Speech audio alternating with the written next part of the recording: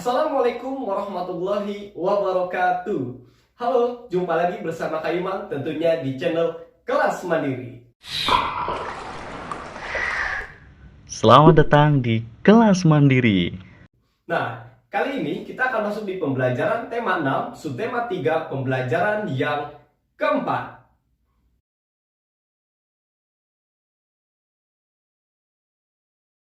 Nah, anak-anak, pernahkah kalian melihat di sekitar keliling atau di sekitar rumah kalian melihat sampah yang menggunung, lalu sungai yang kotor? Nah, itu merupakan tanggung jawab kita semua sebagai masyarakat.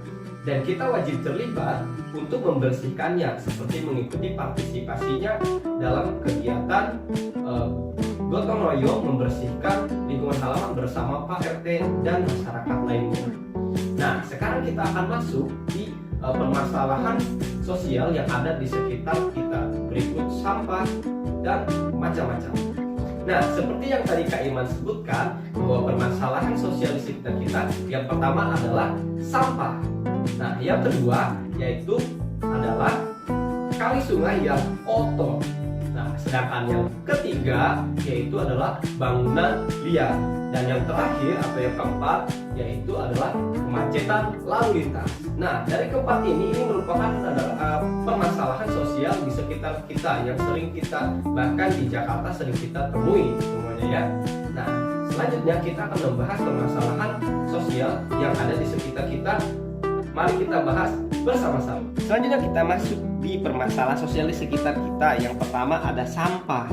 Nah, salah satu kebiasaan tak terpuji adalah membuang sampah sembarangan. Misalnya, siswa membuang bungkus permen dan makanan di ruang kelas, di halaman sekolah atau di selokan dekat sekolah. Warga masyarakat membuang sampah dapur di parit, di saluran air atau di sungai. Nah, sampah pasar, sampah toko, sampah kantor banyak berserakan sampai ke jalan raya. Karena tak tertampung di bak sampah, hal ini terjadi karena banyak orang tidak bertanggung jawab menjaga lingkungan mereka dengan membuang sampah sembarangan.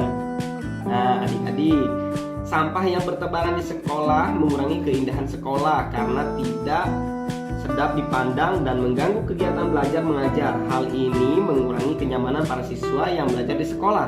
Sampah yang berserakan di jalan raya juga mengakibatkan jalan tampak sempit, jalan menjadi kotor dan licin, arus lalu lintas kendaraan pun menjadi tidak lancar dan membahayakan para pengguna jalan. Hal ini mengaruhi kenyamanan dan keamanan para pengguna jalan tersebut. Nah, jadi untuk para adik-adik semua, buanglah sampah pada tempatnya. Nah, meskipun kita sekarang belum bisa masuk sekolah, kalian harus menjaga kebersihan di lingkungan rumahnya masing-masing. Yang kedua yaitu ada kali atau sungai yang kotor. Nah, kali atau sungai yang kadang-kadang dijadikan tempat pembuangan sampah bagi warga masyarakat. Ayo, siapa yang masih sering kalau membuang sampah itu ke sungai? Ayo ngaku, tidak boleh ya, sekarang sudah tidak boleh dilakukan lagi. Nah, contoh, pabrik-pabrik atau industri juga banyak yang membuang limbah ke kali tanpa diolah terlebih dahulu. Sementara itu ada juga orang-orang yang mendirikan bangunan di bantaran kali. Semua ini membuat kali menjadi kotor, daya tampungnya berkurang. Akibatnya pada musim penghujan air kali meluap, menggenangi daerah sekitar sawah-sawah dan pemukiman penduduk. Menurut kualitas lingkungan sekitar, banjir diakibatkan membuat masyarakat merasa tidak nyaman. Nah, itu kalau kita membuang sampah di kali atau sungai, itu bisa mengakibatkan sungainya menjadi dangkal atau tersumbat yang akan menyebabkan bencana banjir. Yo, jangan sampai ya kita kedapatan banjir lagi. Maka untuk itu buanglah sampah pada tempatnya ya adik-adik. Selanjutnya masuk di bangunan liar. Bangunan liar sering kita jumpai berada di atas saluran air, trotoar, dan taman-taman kota dan juga di kolong-kolong jalan layang. Pada umumnya bangunan liar berupa bangunan sementara yang didirikan di tempat yang tidak seharusnya. Hal ini akan menyebabkan masalah kesehatan dan kebersihan lingkungan yang menimbulkan ketidaknyamanan masyarakat pada umumnya. Nah, selanjutnya ada kemacetan lalu lintas.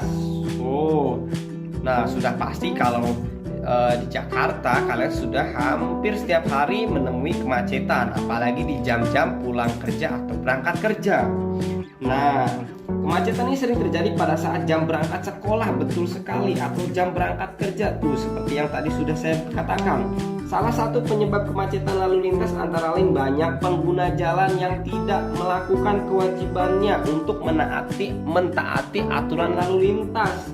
Hal tersebut dapat menimbulkan ketidaknyamanan para pengguna jalan dan masyarakat sekitarnya. Nah, ini contoh permasalahan sosial di sekitar kita. Kemacetan lalu lintas itu seperti orang-orang yang melanggar lalu lintas ini akan membuat ketidaknyamanan, seperti menerobos lampu merah, berhenti di garis zebra cross, nah, atau tidak mematuhi rambu-rambu lalu lintas lainnya. Nah, ini akan membahayakan diri sendiri juga orang lain. Nah, itulah adik-adik permasalahan sosial yang ada di sekitar kita yang tadi Kak Iman sudah sebutkan.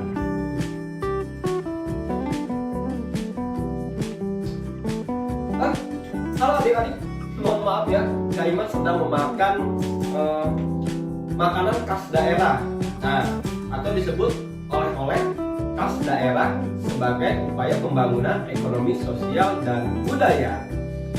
Nah, selanjutnya kita akan mengetahui macam-macam oleh-oleh sebagai pembangunan ekonomi sosial dan budaya untuk masyarakat. Contohnya seperti bolu meranti. Silakan masuk di bawah ini.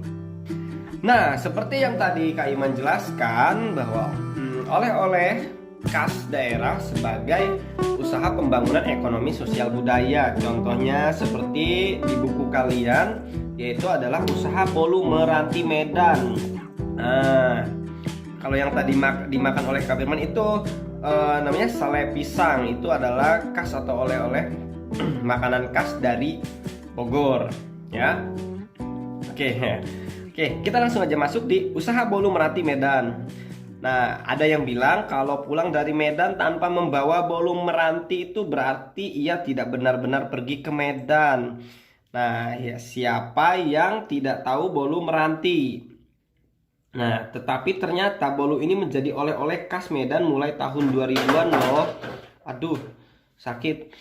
Sebelum itu orang tidak tahu apa-apa tentang oleh-oleh tersebut. Nah, bolu meranti adalah makanan berupa bolu gulung berbahan dasar telur dan tepung yang diisi berbagai macam isian.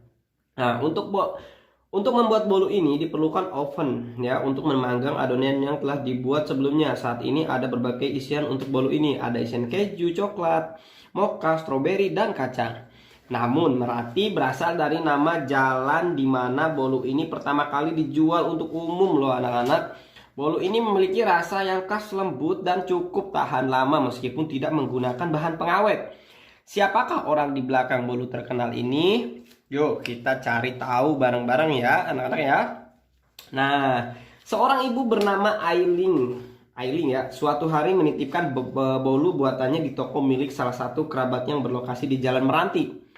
Ailing yang sedari muda dikenal suka memasak dan membuat kue ini. Lama-kelamaan kewalahan dengan pesanan bolu yang dibuatnya. Nah, hingga suatu saat ini ia membuka gerai sendiri di tempat yang lain. Nah, namun ia tetap menggunakan nama Meranti sebagai nama bolunya untuk menjaga agar pelanggannya ingat akan bolu buatannya. Ailing tidak menyangka usahanya ini dapat membuat kota Medan semakin terkenal.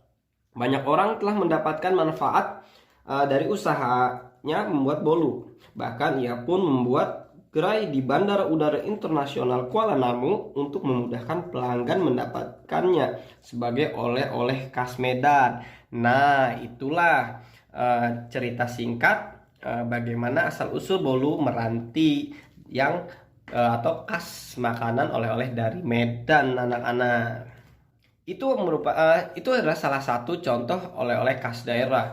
Sebenarnya masih banyak lagi oleh-oleh khas daerah yang bisa membangun ekonomi sosial budaya masyarakat, apalagi di setiap daerah masing-masing nih. Kak Iman rasa mereka punya ciri khas atau makanan khas daerah masing-masing. Nah, Mungkin adik-adik sudah menemuinya atau menemukannya macam-macam makanan daerah. Nah, anak-anak, Kak Iman sekarang sudah merasa kenyang nih. Tadi makan oleh-oleh khas dari Saleh yang dari Bogor tadi. Nah, kita harus saling kerjasama. Kita membantu para pedagang khas makanan atau oleh-oleh yang berada di daerah masing-masing. Selain kita bisa membuat kita makan atau kenyang, kita juga bisa membantu usaha pembangunan sosial ekonomi dan budaya pada pembuat oleh-oleh yang berada di seluruh Indonesia. Nah, demikianlah pembelajaran hari ini. Dan jangan lupa untuk tekan tombol subscribe, like dan komen, serta ajak teman-teman kalian dan keluarga untuk bergabung di channel Kelas Mandiri. Dan sampai jumpa. Wassalamualaikum warahmatullahi wabarakatuh.